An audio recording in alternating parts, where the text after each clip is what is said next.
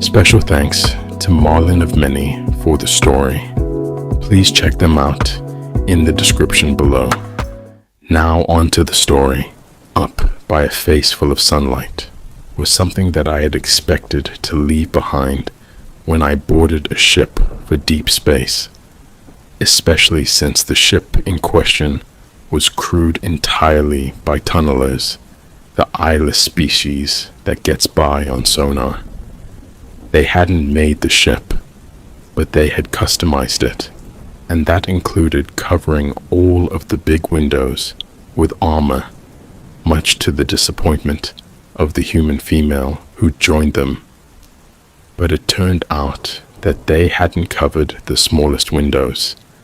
As I blinked and squinted up at the wall that was pouring floodlight brilliance into my room, I discovered that the circle I had taken for simply part of the wall was clear, probably foot-thick plastic, or transparent aluminum, or some alien material made from space bee honey. Didn't matter. It was letting in far too much light for whatever o'clock this was, and that made it part of the conspiracy. The ship seemed designed to prevent me from sleeping for a full cycle, no matter what I did. On my first night, I'd found that the original owners had left their morning alarm set to stupid early. The lights blinked on at the butt crack of dawn and refused to turn off. I'd asked other crew members about it and been soundly laughed at. How could they know if something key to my weird human senses was set in their own rooms? I'd left it at that, instead digging up a translator module for the language of the hardskins who'd made the ship, so I could figure out the control panel's advanced settings. There'd been a bookshelf installed in front of the thing. On my second night on the ship, I'd woken in the wee hours to discover that the innocuous tube over the door glowed a worrisome, flickering orange during warp jumps. I turned my bed to face the opposite wall, which is what led to the current, irritating blast of morning sun. I covered my face with blankets, but no luck. The damage was done. With a long, suffering sigh, I threw off the blankets and stared at the ceiling. A spot of graffiti that I hadn't seen before caught my eye. My communicator was in reach. I keyed on the translator function and focused it at the alien text. Would it be a warning about the light timer? Maintenance tips about some quirk of the system? No, it would not. The translator displayed, "Haha, you can't see this." I grinned. That almost made up for the rude awakening. I sat up to find proper clothes. As I climbed into my favorite jumpsuit of many pockets, the light started to fade. I blinked. No, the light was definitely fading. I zipped the suit and stepped onto the bed, peering out the porthole. I expected to see a local sun eclipsed by an asteroid or a moon, or see signs that the ship was changing course. But the pattern of stars was stationary, and there were no sunsets in view. There was, however, the remains of a distant explosion. I saw the flaming gases spreading out and beginning to be quenched, while a traffic jam of shrapnel flickered in the reflected light. It was all so far away that I climbed down to pore through my duffel bag in search of my telescope. Suitably armed, I hopped back up for a better look. That was most definitely an explosion of a camouflaged asteroid base, unless I missed my guess. The kind that stored fuel and munitions for the ongoing battle against raiders. Fuel plus oxygenated air combined to make a showy fireball, and while most of the chunks had been launched away for parts unknown, some had collided with nearby space debris and stayed within easy viewing range. They all had the glow of alien tech on the broken side. Something flickered past my focus range, and I pulled the telescope away before looking back.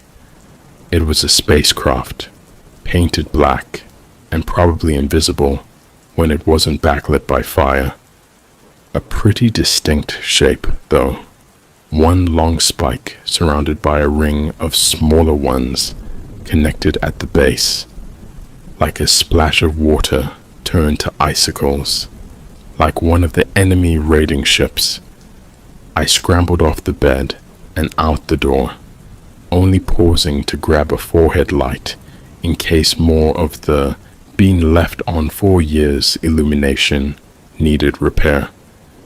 It was good that I did. The hallway panels were intact, but the phosphorescent moss in the one long stretch was finally being cleaned away. I kept my exclamations of annoyance to myself as I jogged past the pair of workers, also my unflattering opinion of their species' appearance. Ever seen a naked mole rat? Then you're halfway there. These guys are a little more civilized. They wear clothes and trim their gnawing teeth and all that good stuff. They also have skin patterned in unpredictable calico splotches, which I am 100% certain they are unaware of. These two were aware of me. They regarded me steadily as I approached, and at my verbal, "Hi there," they turned back to work. Tunnelers greeted each other with double blasts of sonar instead of a wave and smile. Saying something aloud was the best I could do. I sighed at the loss of that oh-so-helpful moss and its pale green glow, but put it from my mind. Around the next corner was the medical center, home of the best lighting on the whole ship, and also the closest thing to a friend I'd made in the last couple days. Lildy Hernt, the lead medic, had agreed to let me hang out and read in a corner after I proved helpful in diagnosing a Scamdilurian spear nose bite. The poor fellow's symptoms were the same as a handful of other ailments, except for that distinctive rash, which neither he nor Lildy could see. There were no patients in the front office now, just Lildy organizing medical supplies. Her back was to the door. She jumped at my "Hey, Lildy." "Robin," she said, "you are so quiet. Maybe you could hum in place of sonar." "I think that would annoy everybody, including me," I said, slightly out of breath. "Maybe," she admitted, setting down an armload of jars. "Are you with more medical insights?" "No," I said. Then the jars caught my eye. "But half of those have gone bad." "What? Are you sure?" "Yeah, pretty sure. That's a mold pattern if I've ever seen one. You may want to check all of them, but that's beside the point.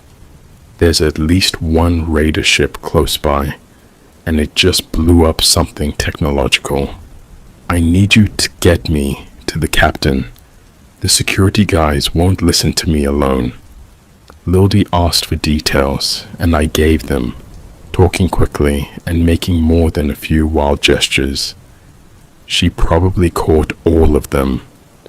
If previous interactions were any judge, she was probably sonic mapping me continually. Got to keep track of those spindly human limbs and the tendency to move around. When I'd finished convincing her that my mysterious sense of eyesight over smell had detected a hostile ship of a sort that would be invisible, unsentable to the folks on the bridge, and which had just destroyed something far enough away that the shrapnel hadn't reached us yet, then she was all set to help me convince the captain. If we were next on the target list, that raiding ship would know that only tunnelers patrolled this region. They'd be counting on the visible explosion to be ignored. They might have allies arrowing towards us now, hard on the heels of that shrapnel. If the captain had been a different sort, he might have already been using the advanced detection systems that the ship came with. The Hardskins had included a translator for visual to sonar, but I'd heard more than one crew member complain about the grating sound of it, and the affront to the tunneler ego, and the fact that it really wasn't necessary when the auto-navigation was exceptional for their planet-to-planet hops. Surely the radar scanning the path in front of them was enough. There was a tunneler motto to the effects of, "Dig forward and don't worry about the rest of the soil."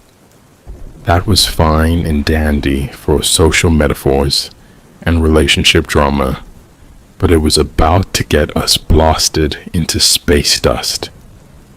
"We need our shielding up fast," Lodi said, as she ushered me out the doorway and pulled a membrane from a wall to shut it. This looked like a transparent eyelid, just as gross as you think. She pressed the nanotech control panel to lock the door, and her hand sank past the wrist before withdrawing cleanly. Also pretty gross. "Can you detect oncoming ships?" she asked me. I grimaced as I followed the brisk pace she set. Maybe, if they happened to fly in front of that fire, or a sun, or I might be able to spot their shadows passing over stars, but I'll have to be looking in the right place. Lodi waved it away. "The fact that you know the layout of the enemy Lancer, despite not having boarded one or touched a model, should be enough to make the captain listen. He can activate the detection systems of the Hardskins. We have both the technology and the technicians." She made a rude noise. "Just not the patience, but you did not hear that from me." "Oh no, I'm right there with you." My first and only meeting with the captain had started with the discovery that the lights on the bridge were all dead, except for one flickering exit light. The captain had had little patience for his new human with extra senses shuffling forward blindly. My explanation never made it out the starting gate, and the conversation went downhill from there. This time would be different. I had a senior officer vouching for me, and I had valuable information. I also had a strong feeling that Lodi wasn't leading me towards the bridge. "Where are we going?" I asked. "To the captain's home space," she said. "He won't be awake yet. I'm only up because I had an urgent case." Lodi shook her head as she hurried along. "It was nothing, but I'm glad that I was there when you arrived." "Me too," I agreed. Then I smiled broadly. "And I get to wake up the captain. Won't that be nice? It's definitely his turn." You have reached the end of the story. If you enjoyed this story and wants to support us, please leave a like and subscribe to our channel. And for every comment that comments, "I enjoyed this story," I will heart every single one of them. Thank you for your time.